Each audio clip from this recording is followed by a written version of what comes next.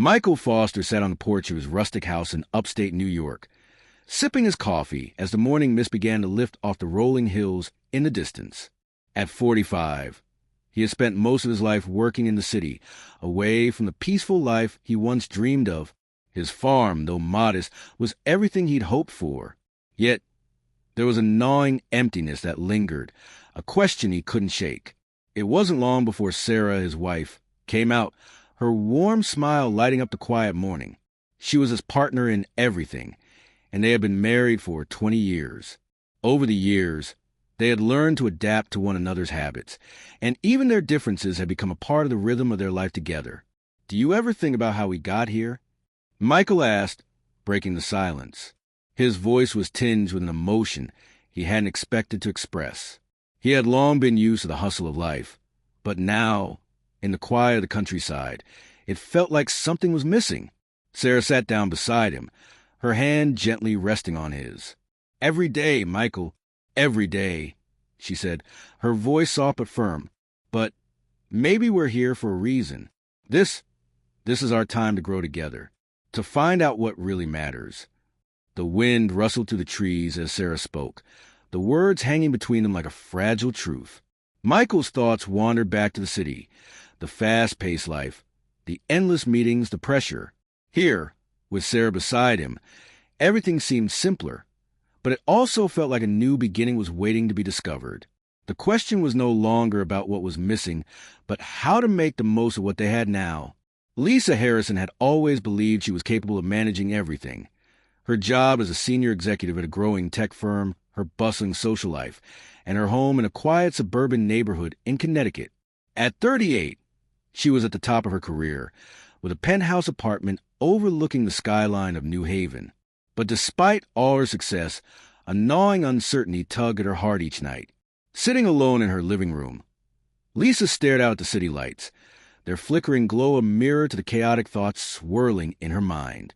Her reflection in the glass seemed distant, like someone she used to know. She had it all. At least, that's what everyone said. But something was missing. Her phone buzzed. It was a text from John, her fiancé, who had been away on a business trip for the past week. "Are you okay, babe?" he asked. Lisa could feel the warmth of his words, but the question only deepened her unease. She had been avoiding talking to him about her feelings. She wasn't sure why. Maybe it was because she feared he wouldn't understand. But that night, as she sat in the soft glow of her apartment, Lisa knew it was time to face her fears. She couldn't continue pretending everything was fine when her heart felt heavy with doubt. The decision wasn't clear. Should she keep pushing for more in her career, or was it time to step back and reevaluate her life? Taking a deep breath, she typed back a response. "I'm struggling, John. I don't know if I can keep doing this. Maybe I need to change something." In that moment, Lisa realized the answer wasn't the lights of the city or the busy streets below. It was in taking a step back and listening to her heart, something she hadn't allowed herself to do in years. At 42, Julia Moore had been living in Chicago for over a decade, climbing the corporate ladder with a relentless drive that only seemed to grow stronger with time. But recently, there was a feeling she couldn't shake, a sense that something wild and unexpected was waiting just around the corner. Julia, an ambitious software engineer, was well known at her firm for being a problem solver, someone who could tackle any challenge with precision and efficiency. Yet, despite her success, she found herself increasingly drawn to the unexpected, the spontaneous side of life. One rainy Friday afternoon, as Julia walked out her office in downtown Chicago, a flyer caught her attention.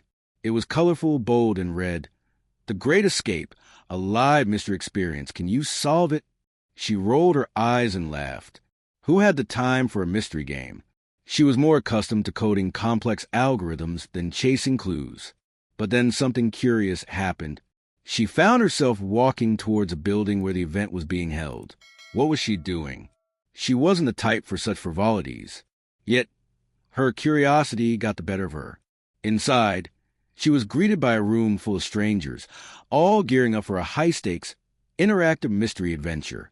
The game was set up like an old-school detective noir, complete with fog machines, vintage decor, and characters in 1940s attire.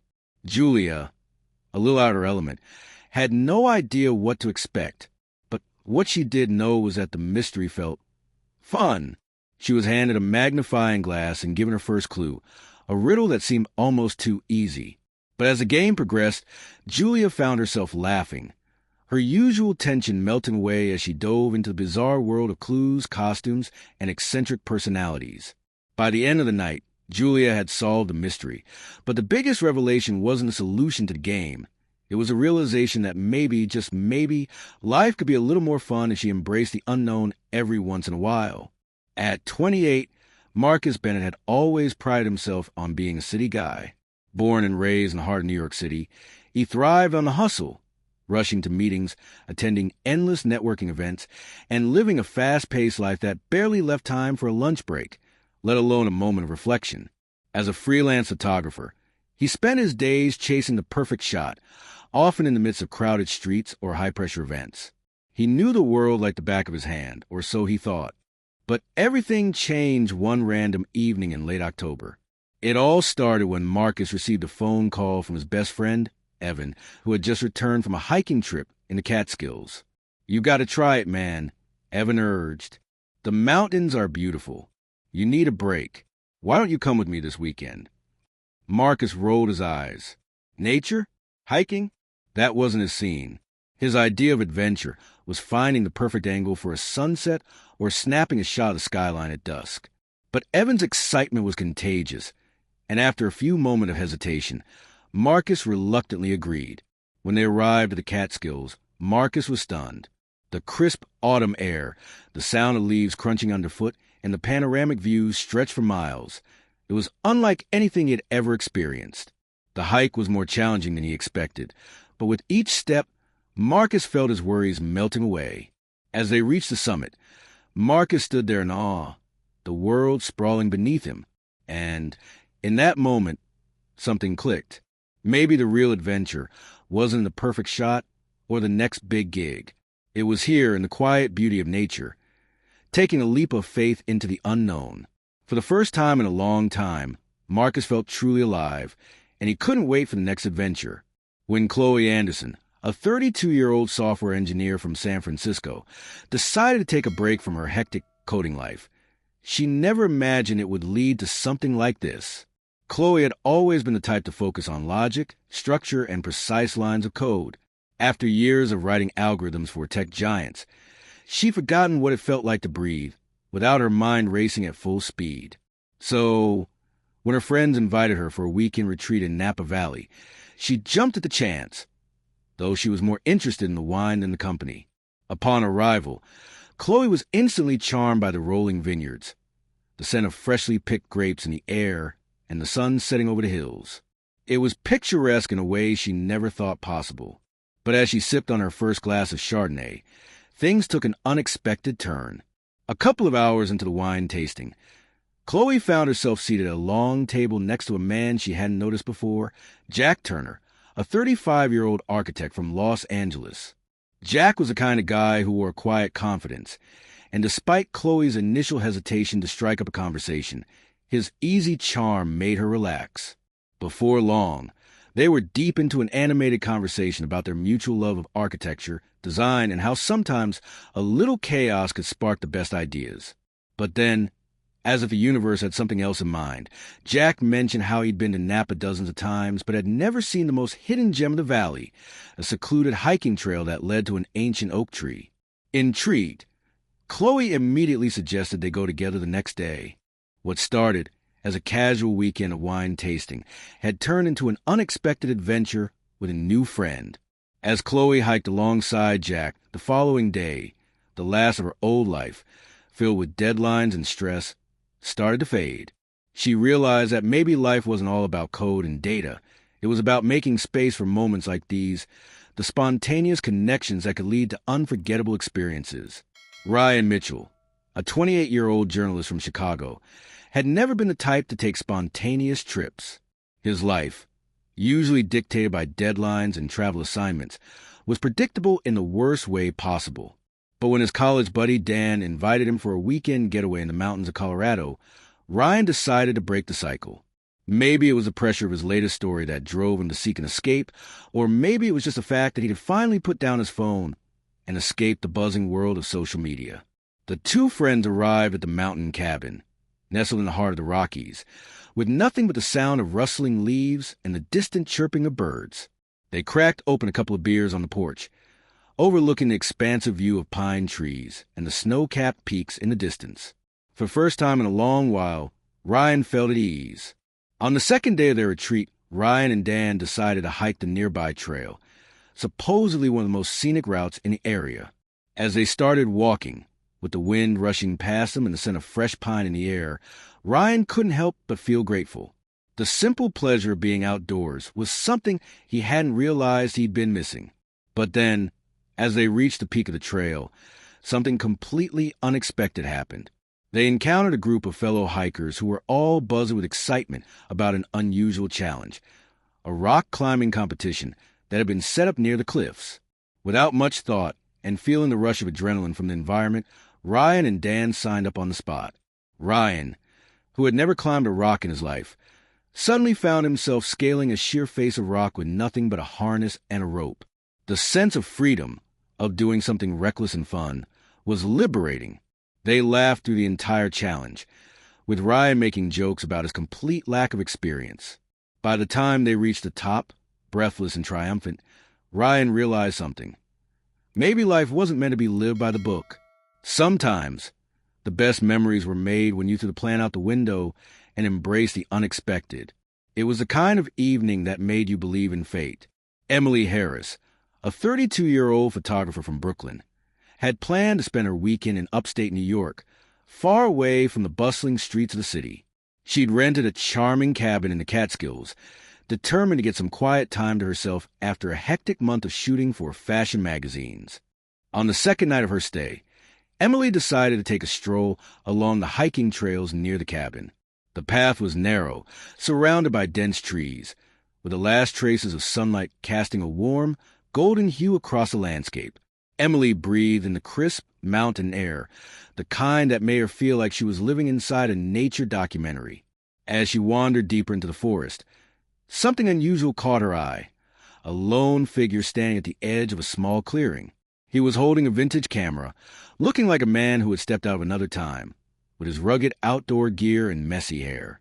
Emily raised an eyebrow. This wasn't exactly the type of person she'd expected to meet on this remote trail.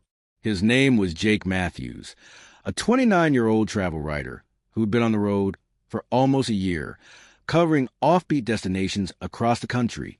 He had stumbled upon the same trail, looking for the perfect shot of the sunset to accompany his latest article. They struck up a conversation, instantly connecting over their shared love of capturing the essence of places through the lens. The conversation soon turned to adventures and funny travel mishaps. Emily laughed at Jake's story of accidentally booking a hostel in the middle of nowhere in Utah, only to discover that the town was nothing but a few trailers and a single gas station. Jake, in return, couldn't stop chuckling at Emily's tale of mistaking a professional runway model for a mannequin at a fashion show. As the night drew in, the two of them ended up sitting on a fallen log, swapping stories until the stars appeared above. Emily realized that sometimes the best encounters happen when you least expected them.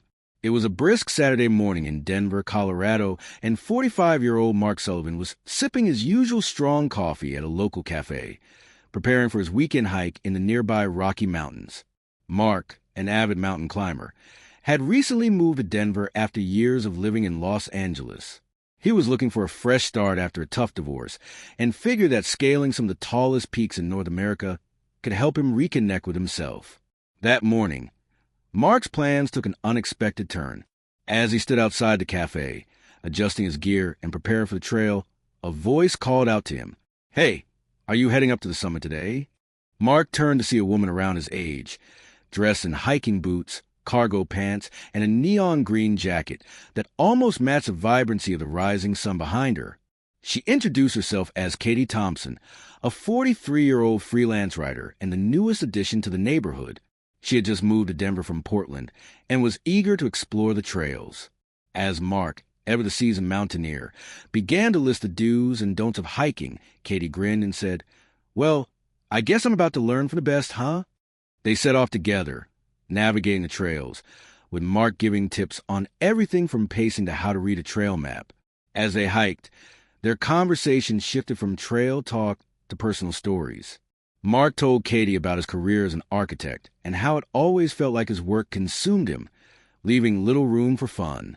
Katie shared how she transitioned from working a 9 to 5 job to freelancing, finding it difficult to balance the freedom with the pressure of constant self-motivation. The hike turned into a mini-adventure of its own. At one point, they found themselves lost in a maze of dense trees and mist, and Mark, who had the map, suddenly found himself admitting, "I might have, taken a wrong turn." Katie laughed and joked, "Well, at least we got some stories to tell when we get back." And that was how an unexpected friendship blossomed, one misstep at a time. On a cool autumn day in Portland, Oregon, 38-year-old Julia Miller found herself sitting in the cozy corner of her favorite cafe, sipping a hot caramel macchiato. Julia had always been a city girl, thriving in the fast-paced world of marketing. But recently, life had thrown a curveball. Her company was downsizing, and she was left uncertain about what came next. As she sat, deep in thought about her future, a familiar face appeared at the door. It was David, an old college friend she hadn't seen in years. He was dressed casually in a plaid shirt and jeans, his eyes bright with the same optimism Julia remembered from their college days. David had always been the calm, patient one, never in a rush, always grounded. After some catching up, Julia confessed her anxiety about her job search and the overwhelming pressure she felt to figure everything out quickly. "I feel like I need to have it all figured out right now," she sighed, stirring her coffee absent-mindedly. David smiled and leaned back in his chair. "You know, Julia," he began, "when I left my corporate job to start my own woodworking business, I was terrified. Everyone around me was moving at lightning speed, securing deals and climbing ladders. But I realized something important. Real progress takes time. It's like making a fine piece of furniture. You start with rough wood, but it's the patience, the sanding, and the careful crafting that turns it into something beautiful." Julia listened intently, the lessons sinking in. "But what if I make the wrong choice? What if I waste time?" she asked. David's response was simple yet profound. "Sometimes the right choice comes not when you're rushing, but when you let things unfold naturally. Be patient with yourself. Good things take time to shape, just like the best pieces of work." As Julia walked out of the cafe that day, she felt lighter with a new sense of calm. She didn't need to have it all figured out at once. Life, like David's woodworking, would take time to craft, and she was willing to be patient with the process. It was a crisp Saturday morning in Austin, Texas, and Mark Stevens, a 42-year-old entrepreneur, was sitting in his small but cozy home office. Mark had recently ventured into the world of online coaching, helping others find success by teaching them about financial literacy. But as he sat there, staring at the glowing screen of his laptop, a feeling of doubt crept in. He had been working tirelessly for months, crafting his courses and building his audience, but results were slower than he had hoped. Frustrated, he stood up and walked to the window, gazing out at the bustling street below. Mark had always been someone who believed in the quick fix. Work hard for a few months and then reap the rewards. But this time, things weren't moving at the pace he had imagined. He had put in hours of effort, but the success didn't seem to match his expectations. Just then, his neighbor, Lisa, a seasoned marathon runner, jogged past his window, her face flushed with exertion but filled with determination. Mark chuckled to himself. He'd often seen her training for long-distance races. It seemed like every morning, rain or shine, Lisa was out there building her stamina 1 mile at a time. Later that day, Lisa stopped by for a chat, and Mark shared his frustrations. "I've been putting in all this effort, but I'm just not seeing the results yet," he sighed. Lisa smiled, sitting down on the porch swing. "You know, Mark," she said, "when I first started running, I could barely make a mile without stopping, but I kept at it day after day. It wasn't the sprint that got me to the finish line. It was the consistency. Even on the days when I didn't feel like running, I did it anyway. Over time, I built endurance, and eventually I crossed the finish line." Mark's face lit up. The lesson was clear. Consistency, even when immediate results weren't visible, was the key to success. Just like Lisa's daily runs, success in his business would come gradually through consistent effort, not through bursts of intense work followed by waiting. As the days passed, Mark made a commitment to himself to show up every day, no matter how small the progress seemed. He trusted that his persistence would pay off, just like Lisa's unwavering commitment to her marathon training. And soon enough, the small victories began to add up,